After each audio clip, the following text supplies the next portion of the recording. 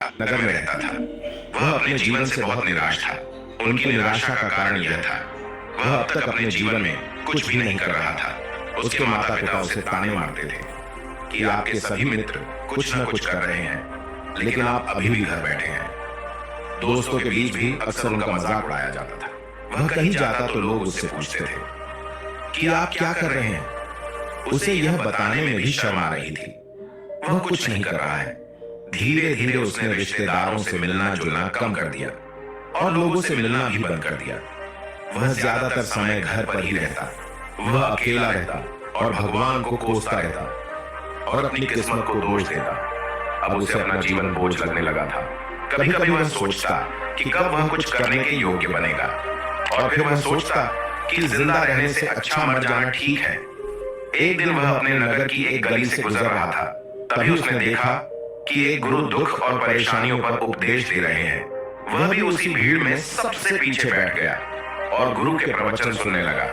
गुरु कह रहे थे कि दुख एक शिक्षक की तरह है जो हमें जीवन की सच्चाई दिखाता है और हमें जीने का सही तरीका सिखाता है।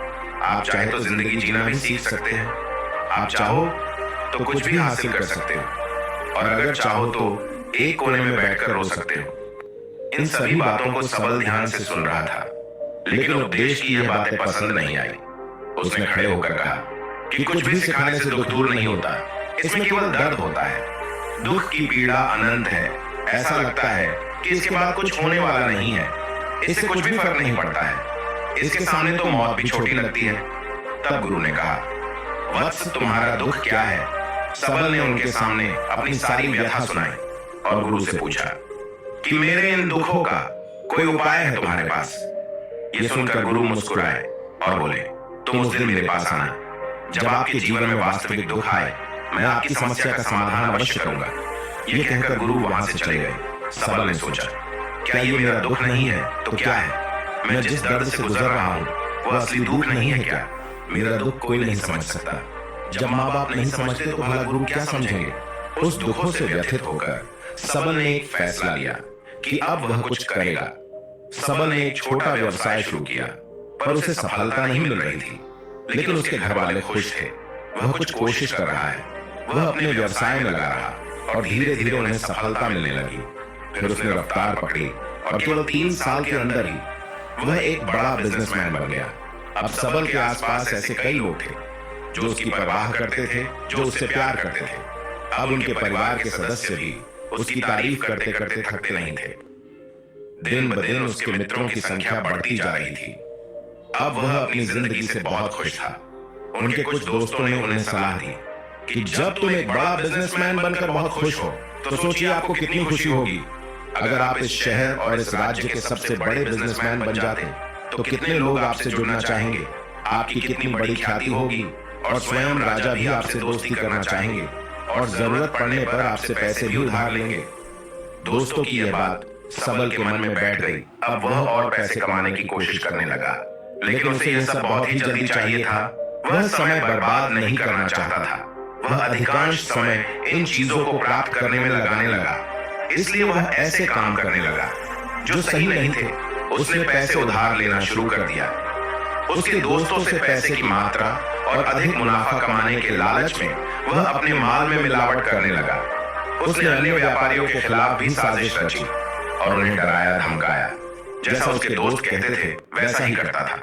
वह इन तरीकों से ज्यादा पैसा कमा रहा था, पर अब उसके जीवन में पहले जैसा चैन नहीं था। उनके मन की शांति गायब हो गई थी और वह रात को सो नहीं पाता था। वह विचारों में रहता था। वह सब कुछ पाकर भी उसे किसी चीज में सुख नहीं मिल रहा था। एक दिन सबल अपनी गाड़ी से कहीं जा रहा था। तभी रास्ते में उसे गुरु का आश्रम दिखाई दिया। वह रुका और गुरु के पास जाकर बोला, गुरु जी, आपने मुझे कहा था जब कभी जीवन में सच्चा दुख आए तो चले आना। अब मैं बहुत दुखी हूँ। मेरी नींद हराम हो गई है। मुझे कहीं भी शांति नहीं मिल रही है। इस प्रकार सबल ने अपनी सारी समस्याएं गुरु को बताई। गुरु ने कहा, जब तुम पहली बार मुझसे मिलने आए थे तभी तुम किसी दुख में थे। आपने उस दर्द से क्या सीखा? सबल ने कहा कि सिर्फ सोचने और चिंता करने से कुछ नहीं होता। अपनी दृष्टि को सच करने के लिए मेहनत भी जरूरी है, और सिर्फ मेहनत करने से कुछ नहीं होता, परिणाम भी मिलना चाहिए। जब आपको लगे कि आपका लक्ष्य हासिल नहीं होने वाला है, तब राह में चाहे कितनी भी मुश्किलें आ जाए, मन कितना भी निराश क्यों ना हो, अब कुछ नहीं होने वाला है, तब खुद आत्मविश्वास करे, मैं जो भी कर रहा हूं उसमें अवश्य सफल होऊंगा। लोग केवल सफल लोगों का सम्मान करते हैं, कोई कितना भी अच्छा क्यों ना हो, वह हमेशा लोगों की नजरों में बोझ बने रहते हैं। ये सब सुनकर गुरु मुस्कुराए और बोले, ये वास्तविक दुख नहीं है। अपने जीवन में वास्तविक दुख आए तब मेरे पास आना, मैं उसे ठीक कर दूंगा। सबल ने जाते समय गुरु को सोने के सिक्कों से भरा घड़ा भेंट किया। घड़े को देखकर गुरु ने कहा कि यह मेरे किसी काम का नहीं है, उस पेड़ के नीचे गड्ढा खोदकर गाड़ दो। सबल ने घड़े को पेड़ के नीचे दबा दिया। जैसा कि गुरु ने बताया उसने वैसा ही किया और वहां से चला गया। कुछ दिनों से कारोबार ठीक चल रहा था, लेकिन व्यापार के गलत तरीके के कारण धीरे धीरे उसे व्यापार में घाटा होने लगा। उसकी सारी दौलत धीरे धीरे खत्म होने लगी और एक दिन ऐसा भी आया जब उसके पास कुछ भी नहीं बचा और उस पर कर्ज का बोझ चढ़ गया था। परंतु वह निश्चिंत था, क्योंकि उसने अपना सारा कर्ज अपने दोस्तों से लिया था। उसने सोचा था कि उसके दोस्त बुरे वक्त में उनके साथ खड़े रहेंगे, लेकिन ऐसा कुछ नहीं हुआ। जैसे ही बुरा वक्त आया, दोस्त पहले उससे कर्ज मांगने लगे। अगर उसने कर्ज नहीं लौटाया तो उन्होंने उसे जान से मारने की धमकी भी दी। उनके सभी शुभ चिंतक और प्रियजन उससे दूर हो गए। उसके दोस्त जो उसके साथ मस्ती किया करते थे, अब उससे दूर भाग रहे थे। उसका परिवार उसकी गलतियां और कमियां गिनने लगा। उसकी सारी संपत्ति नीलाम हो गई और उसके पास कुछ भी न बचा। जब उसने अपने पिता से मदद मांगी तो पिता ने कहा कि मेरे पास थोड़ी सी संपत्ति है, अगर मैं तुम्हें दे दूंगा तो मैं तुम्हारी मां को क्या कहूंगा। यह संपत्ति हमारा अंतिम सहारा है। सबल के मन में गहरा दुख छा गया। उसके आसपास कोई नहीं था उनके दुख को समझ सके। लोगों के इस विश्वासघात के कारण वह अंदर से टूट चुका था। वह सोचने लगा कि अब जीने का कोई मतलब नहीं है, अब मौत ही मेरा सहारा है। वह आत्महत्या करने के लिए पहाड़ी पर जा रहा था। तब उसे याद आया कि उस गुरु ने उससे कहा था, तब मेरे पास आना जब तुम्हारे जीवन में वास्तविक दुख हो। सबल गुरु के पास गया और अपनी सारी व्यथा सुनाई। आंखों में आंसू लिए उसने कहा, हे गुरुदेव, मेरे दुख का निवारण कीजिए।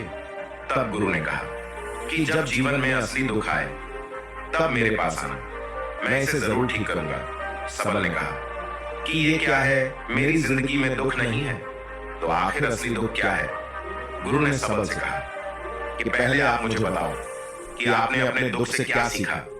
तब सबल ने कहा कि मैंने वह सीखा, जो लोग हमारे जीवन में आते हैं वह हमारी सफलता और प्रगति के कारण वो हमें धोखा जरूर देंगे, क्योंकि बुरे समय में वे हमारे साथ नहीं खड़े होंगे। वे अच्छे समय में ही हमारा फायदा उठाएंगे और बुरे समय में हमें छोड़ देंगे। उन लोगों पर ही भरोसा करें जो हमारे बुरे समय में हमारे साथ खड़े रहते हैं, लेकिन ऐसे लोग बहुत कम होते हैं। लेकिन जिनके पास है उन्हें उनकी सराहना करनी चाहिए, उनका अपमान नहीं करना चाहिए। कभी भी किसी के खिलाफ साजिश नहीं रचनी चाहिए। अपना काम ईमानदारी और धैर्य से करें और कभी लालची न बने। अपने सारे दुख दर्द और अनुभव बयां करने के बाद सबल गुरु जी के सामने आंखों में आंसू लिए बैठ गया। कुछ देर बाद गुरु उठे और पेड़ के नीचे गड्ढा खोदा और वो घड़ा निकाला जो सोने के सिक्कों से भरा हुआ था। उसने सबल को देकर कहा, मेरे पास तब आना जब तुम्हारे जीवन में वास्तविक दुख हो। सबल ने अपने गुरु को धन्यवाद दिया और उसे प्रणाम करके चला गया। उस पैसों से उसने एक छोटा सा व्यवसाय शुरू किया। अब वह छोटा व्यापारी बनकर भी खुश था।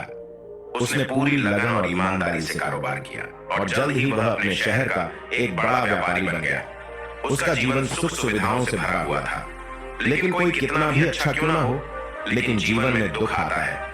तो सबल के जीवन में भी दुख आया। अपने माता पिता की मृत्यु हो गई। वे दोनों एक ही दिन मर गए।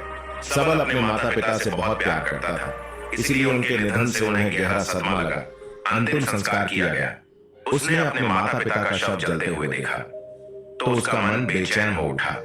उसके मन में कई सवाल उठने लगे। वह घर वापस आ गया। उसने अपने माता पिता के घर और संपत्ति को देखा, जिसके लिए उनके पिता हमेशा लड़ते रहे।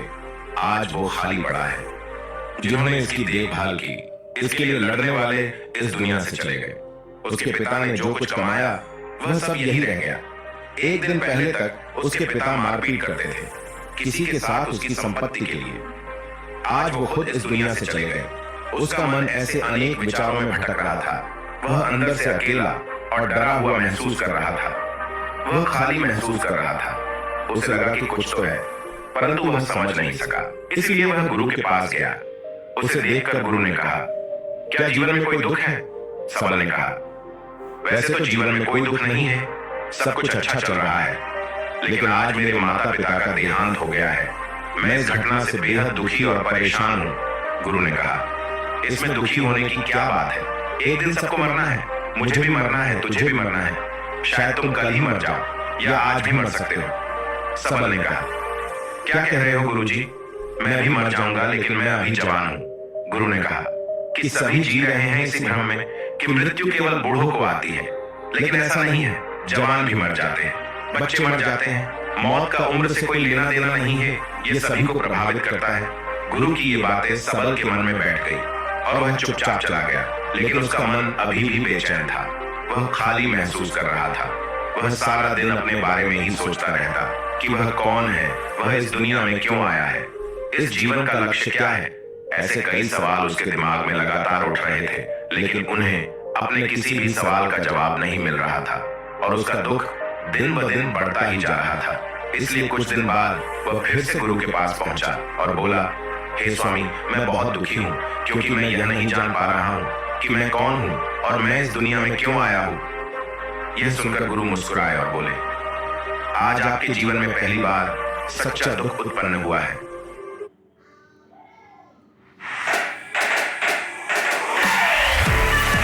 कुछ भी नहीं ले जा सकता, वह सिर्फ अकेला ही जाता है। मेरे माता पिता भी अपने साथ कुछ भी नहीं लेकर गए।